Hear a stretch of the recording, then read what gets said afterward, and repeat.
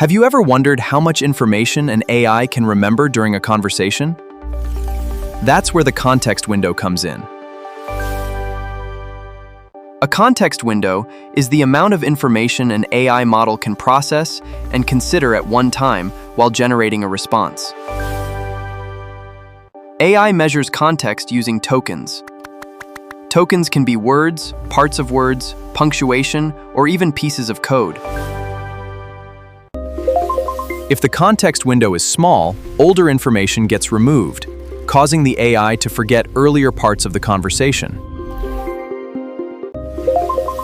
A larger context window allows AI to understand longer conversations, analyze large documents, and work with complex code bases. The bigger the context window, the more information AI can use to provide accurate and relevant responses. It's a key factor in modern AI performance.